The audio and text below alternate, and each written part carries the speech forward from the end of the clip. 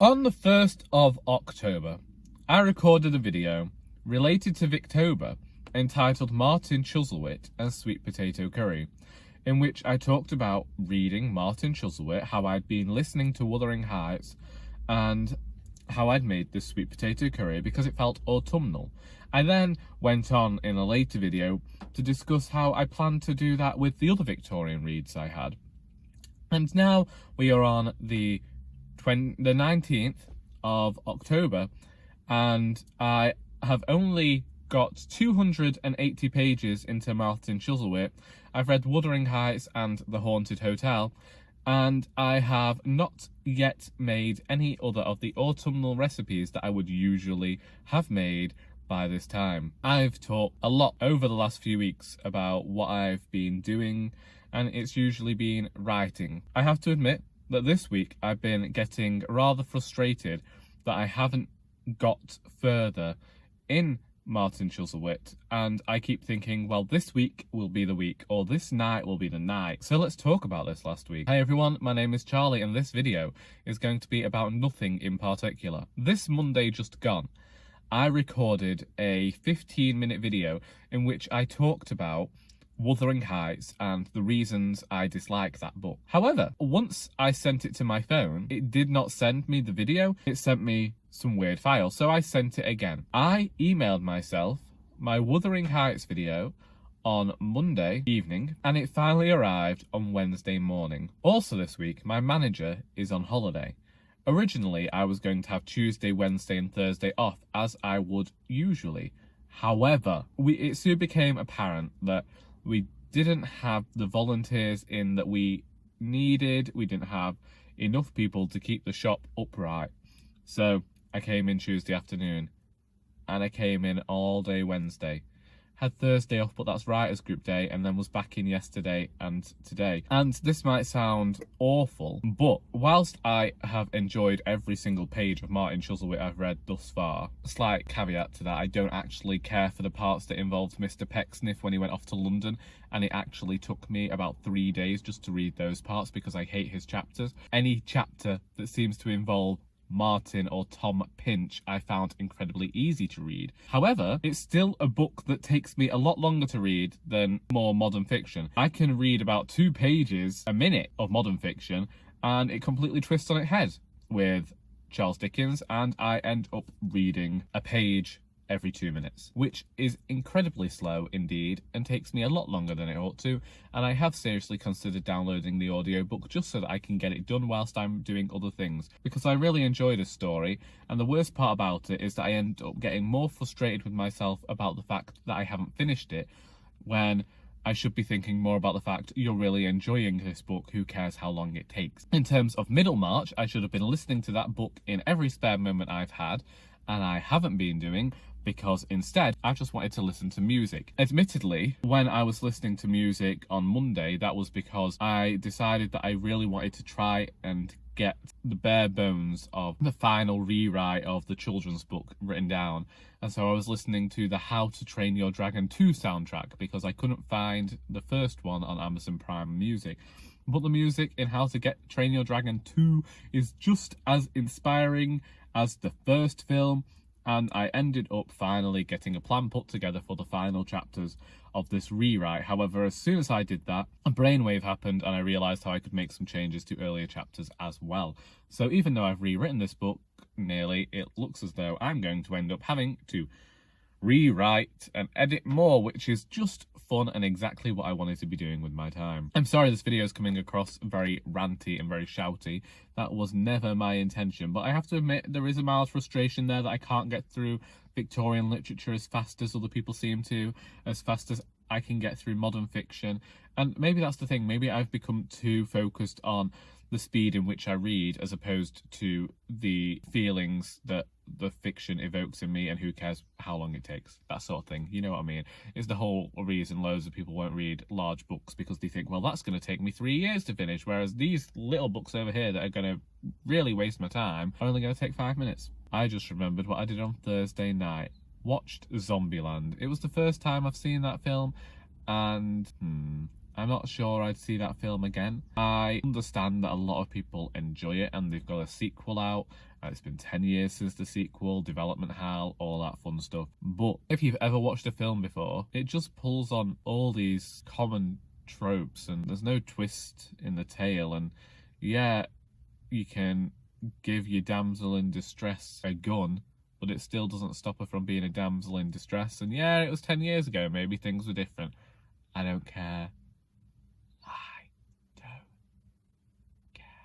I did read Ellie Smith's Girl Meets Boy, and I thought that that was particularly fantastic. I happened to find it in a rag bag at work, and since it was being thrown out, I bought it, and I read it over one night, and that was particularly fantastic. I've started reading a book called Starfell, the something of Willow something, Dominique Valente. It's this weird blend of if the Nevermoor book met Harry Potter with a touch of whimsy and Terry Pratchett, and it reminds me of Roald Dahl. It's a lot of hints towards other children's classics. Once again, very fast book to read. You'll probably enjoy it. You probably won't. If you like children's books, then you might. I know I've mentioned before about time management and how I really wish that I could manage my time better, but managing my time better always seems to include trying to do more work than I know is possible for myself. And I've been the same for years. I constantly write stuff down that'll say, we'll finish this book by this date, and then do this, and then do this book. And I remember way back when I was still writing young adult literature, and that's all I saw myself writing at the time. I just thought, I will do young adult fantasy. I definitely won't, and I won't go back to it. And all the plans I ever made, I always ended up going back to the same character, and I think that it was just me experimenting with the way I write. But I had this list of 10 books. I created it in 2011. I was going to finish the young adult novel I was writing then, and then move on to that sequel, and move on to that sequel, and those books were going to be all finished and published by a traditional publisher by 2015. Well, the first one was, and then the others would come out after it. But in the meantime, I would be working on other books, and I would be finishing the final book that I had on this list next year. That has never happened. I've talked about years ago when I first started the channel on deadlines. The deadlines don't work for me, because if I give myself a deadline, I will always procrastinate until the very last minute, which is why I cannot force myself to think of any date that I want to have something finished. Obviously with the secret book that I wrote last year, because I didn't have any sort of deadline, any sort of idea about bringing this book out, even though, as we've both mentioned now, I've had Dane edit that book and, you know, paid him for that. It still doesn't mean that I think, oh, I want to go out and release this book. It just means that should I so wish, I now could, but I'm not gonna. There's something freeing about not having a deadline. It goes completely against what Steve Donahue would say, I think. I think he always tells you to just knuckle down and write. And I've said about that, doing that with the children's book. In fact, most other writers would say you have to sit there every single day and write. And what's the difficulty? Was it Stephen King said plumbers don't get plumber's block? I always said I didn't want it to feel like a job, but then at the same time, I'd love for it to be a job.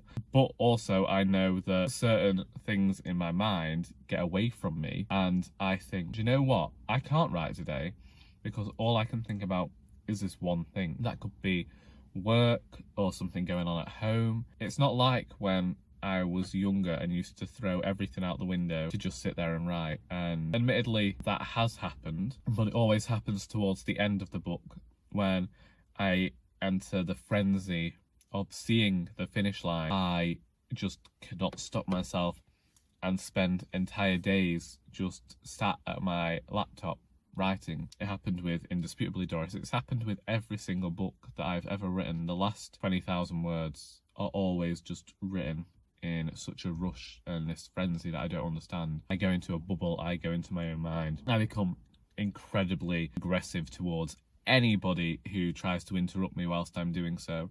I can't hold conversations with people because I just become so focused and so intent. Admittedly, I am a horrible person in those moments, and I can still recall finishing Indisputably Doris and those 21,000 words over 3 days because somebody had made me angry.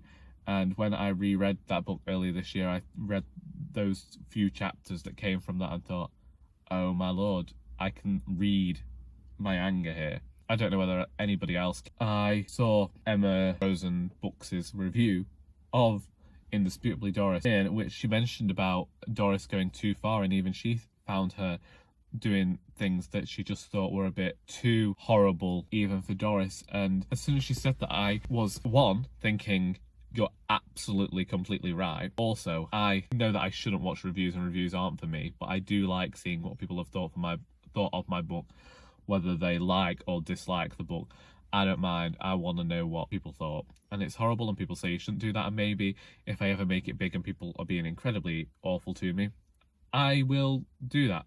I won't read them anymore. The thing is, I recognise that Doris has been horrible in this book much more than she ever had been before. It's the whole reason that I ended the book the way I did, and it's the reason that I tried to change her a bit in Doris Ahoy, and we're in a different place in the final Doris book, because I realised that Doris had gone through this change, but she hadn't changed for the better, and that whilst I think she was doing what she would do because she felt like she was backed into a corner, she did go too far. And there is something I want to do in these books, and hopefully it's going to pay off in the final book. But as soon as Emma noticed that, I was quite happy, but it was because I'd noticed it as well. I know that I ended that book thinking about how angry I was at something, and I read it in the prose, and then Emma picked up on it as well. I always knew that Doris was going to be angrier in book 2 because of the plan that I had, but also whilst I was reading it, there were moments where I did think,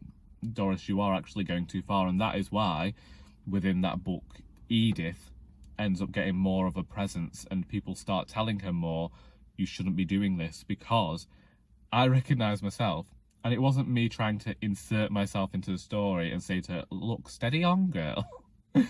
You need to calm down. In the end, I was grateful for her being the way she was, because I'm hoping that should everything work out, eventually there will be a significant character change and development, hopefully. So there are no deadlines currently. I just need to try and work on my time more. I'll end things here. What have you been up to? What have you been reading? What have you been writing? What have you been watching? What have you been listening to? I hope that you got something out of this video besides sheer boredom. And until next time, that is all.